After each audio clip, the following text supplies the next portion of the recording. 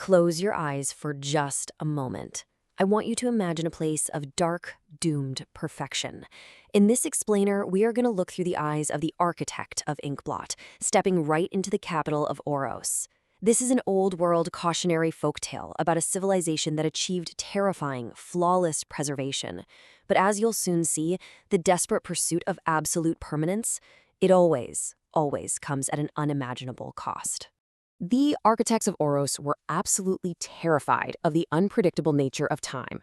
So they sought absolute permanence, aiming to construct a society entirely immunized against change. But by outlawing change altogether, they unknowingly initiated a profound internal rotting. Their citizens experienced a visceral emotional decay because the architects forgot one essential truth. A heart locked into a single, unshifting rhythm isn't preserved, it's dead. Chapter 1. The Kingdom of Frozen Glass. Let's look at how this silent kingdom executed the very concept of a fluid river. The rulers of Oros looked at the fluid, chaotic nature of reality, which was perfectly represented by their grand river, and they saw only a threat. So what did they do? To ensure the water never strayed from its pre-mapped course, they literally froze the lifelines of their empire into rigid, gleaming sheets of solid glass. This was the paradox of the unmoving river. Coldly and clinically, they built a suffocating truth. Yes, they achieved flawless preservation and a triumph over reality, but they didn't just tame the river, they executed the very concept of it.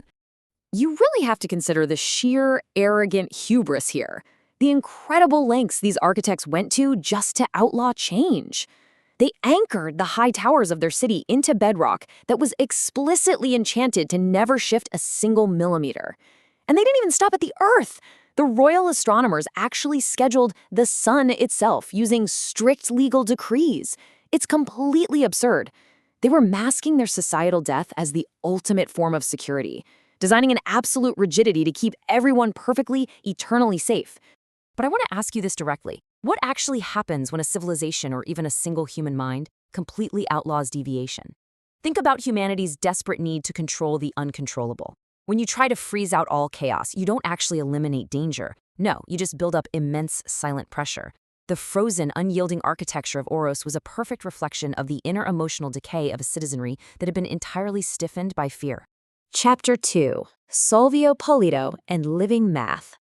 Now, the undoing of Oros didn't begin with a giant earthquake or a cataclysm.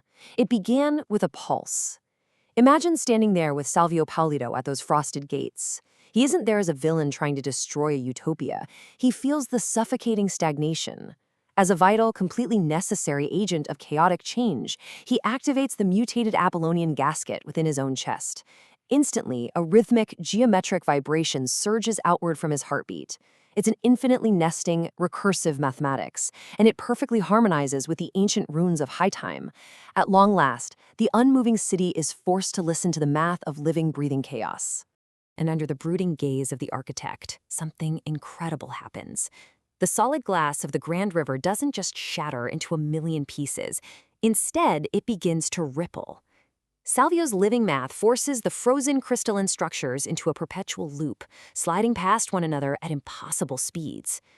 The river is restored, but it becomes a physical contradiction. It transforms from a silent, unyielding precedent into a torrent of solid, razor-sharp glass that rushes forward violently, all while miraculously remaining perfectly anchored to its mapped geography. Chapter 3. Dance of the Spirit Siblings. Once the geographic foundation of the city actually began to move and flow, it invited 3 distinct entities to step in and actively rewrite the frozen psychology of the populace. This systematic dismantling of Oros happened in 3 specific steps, led by the Spirit Siblings. First, the physical environment is unbound by an entity known as the Small. Then, the rigid legal structures are consumed by the Hunger. And finally, the emotional certainty of the citizens is shattered by the Wit. Step by step, they organize the chaos, transforming individual lives from paralyzing fear straight into radical liberation. It started with the Small, dancing through the streets and touching the foundations of those previously unshifting grand stone palaces. It completely unbound their weight. Suddenly, the physical architecture of the city became totally fluid. These massive buildings began to slide across the moving glass river like giant stone ships. And even wilder, their interior rooms started actively expanding and contracting based purely on the deeply personal whims and moods of the people inside. For the first time, the environment was reacting to human emotion. Then came the hunger, drifting right through the austere courts of law to completely consume any expectation of legal precedent. I mean, just imagine the sheer panic of these uptight magistrates. They were so desperate for perfect, unchanging justice. But suddenly, they realized the beautiful, dark irony of their own rigid system. To enforce a law perfectly in a world that is always changing, it cannot be set in stone. It literally must be actively rewritten every single time it is spoken aloud. And finally, we have the wit, who unleashes this jagged, echoing laughter into the royal plazas. Generations of absolute certainty, generations of a crippling fear of deviation were instantly turned into a grand, liberating joke. The citizens looked around and realized the utter absurdity of their frozen, static lives. The emotional decay reversed. They found themselves weeping with pure joy, finally learning how to balance on a world that utterly refused to stand still. Chapter 4. The Architecture of Moving Stasis. As the explainer draws to a close, the architect of Inkblot casts a final shimmering twilight over the city. What remains isn't just a ruined kingdom. No, it's a living thesis statement. It is a philosophical warning left behind for all surrounding empires. The new Oros became the supreme proof of a profound paradox known as moving stasis, or the new horizon of chaos. It teaches us that true absolute security is never found in locking everything down. It is achieved precisely because a civilization has completely abandoned the illusion of the safe shore and embraced constant, liquid movement.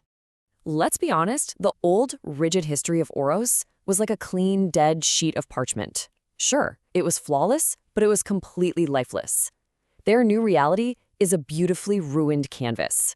It's messy, the ink is absolutely always wet, and the very foundation of their existence is always in flight.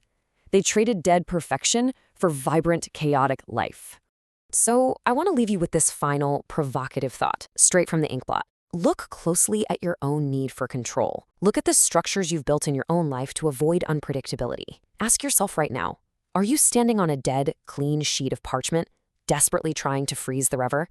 Or are you learning to balance on a beautifully ruined canvas, where the foundation is in flight and your heart is finally allowed to alter its beat? Think about it. Thanks for exploring this incredible fable with us today.